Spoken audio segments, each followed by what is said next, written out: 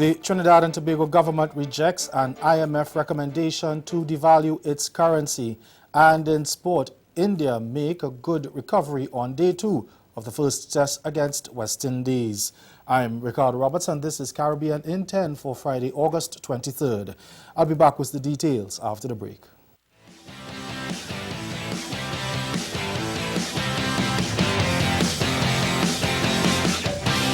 All right, guys, we're going straight into our women's finals here in beautiful Racine, Wisconsin. We have Amy and Lisa versus Jessica and Delaney. Lisa starts us off, serves that over to Delaney. Delaney goes on up into the block of Amy. She hits over on a 1. Delaney hits it over on a 1. Amy goes back up. Returns to Amy. You know, we hear about the dangers of identity theft all the time. Sophisticated computer hackers break into databases of companies with eerie regularity, stealing the sensitive information of millions of consumers. Companies like Saks Fifth Avenue, Target, Walmart, even Equifax have all been hit, and it's more than probable that some of your data is out there on the dark web. Federal authorities in Washington state said they have caught the person who hacked into Capital One's computers and made off with the personal information.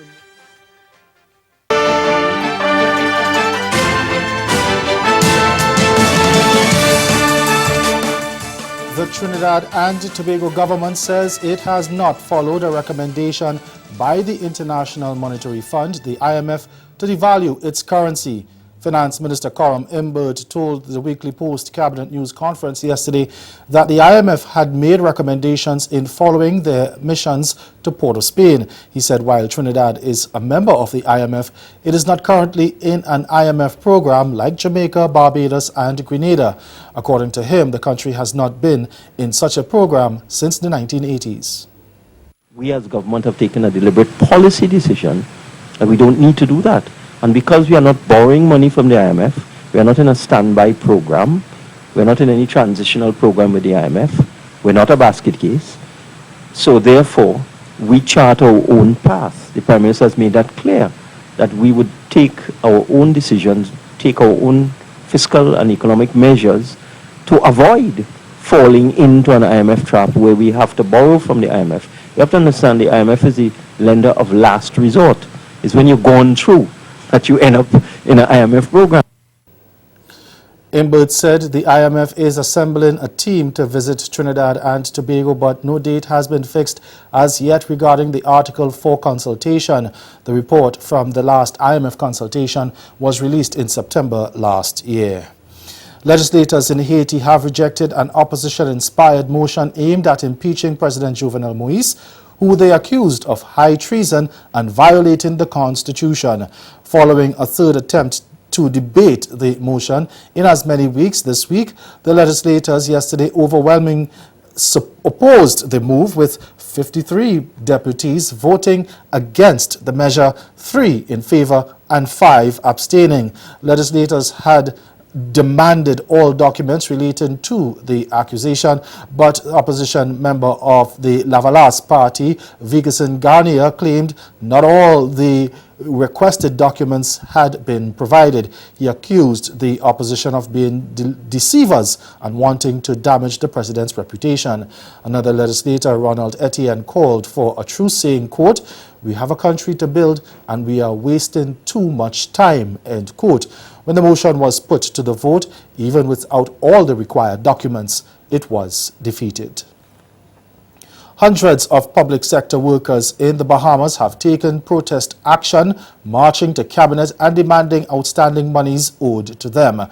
Holding placards and Bahamian flags and chanting, the members of the Bahamas Public Service Union, the BPSU, pledged not to return to work until the demands are met. BPSU President Kingsley Ferguson said the union's industrial agreement expired back in 2017. Since then, he said the union has proposed a $250 base salary increase and a lump sum payment of $2,500 and another $200 pay raise for its workers. Ferguson added that he wrote to the government at least twice about a breach of the industrial regulations due to what he claimed was the government's failure to come to the negotiating table with a 45-day period. Director of Labour John Pinder says the finances are not available at this time to pay the lump sum being demanded in full, and the union should accept half now and half at the end of the year. I believe it's important for them to be reasonable. There's a meeting on Saturday where I think the Minister of Finance will certainly present the forecast figures for the country's budget at this time, and to see how best we can, I guess, cause the trade union leaders to understand that only so much, the consolidation fund can provide for salaries and other expenses that the government is committed to.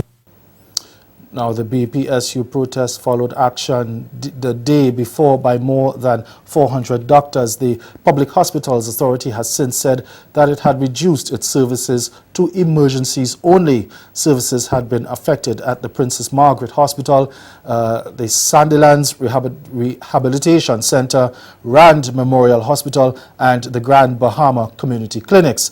The Bahamas Doctors Union said members have not been paid for working on holidays and have also expressed concern over receiving contracts of no more than 3 years. And stay with us, your Midday Sport is next.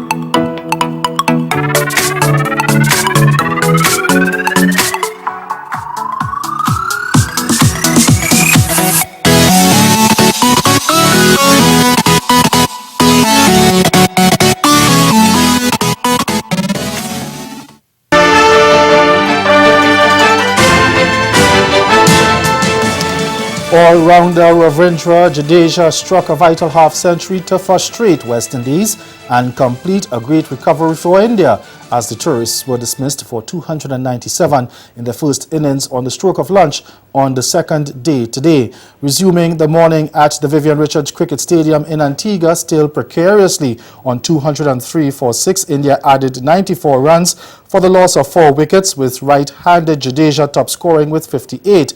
Now, when Seema Kemar-Roach, who took 4 for 66, removed Rishabh Pant for 24 to catch at second slip by captain Jason Holder in the morning's second over, and with just 4 runs added, West Indies appeared set to bundle India out cheaply. But Jadeja on 3 at the start belted 6 fours and a 6 in a 112-ball knock to repel the Windies' attack and help his side to a competitive total.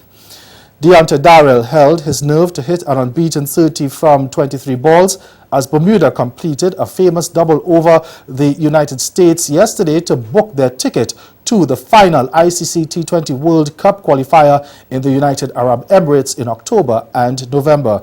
Playing at White Hill Field, Bermuda followed up Sunday's 6 runs victory over the U.S., winning by 4 wickets with 7 balls to spare to advance to the final qualifier ahead of next year's T20 World Cup in Australia. After winning the toss and sending their opponents in, Bermuda held U.S. to 141 for 9, with Hayden Walsh top scoring with 26 as medium pacer Onias Bascom snapped up 3 for 32 in 4 overs. And we'll get more of that story in our major newscast at 6:30. That's Caribbean in 10. Good afternoon.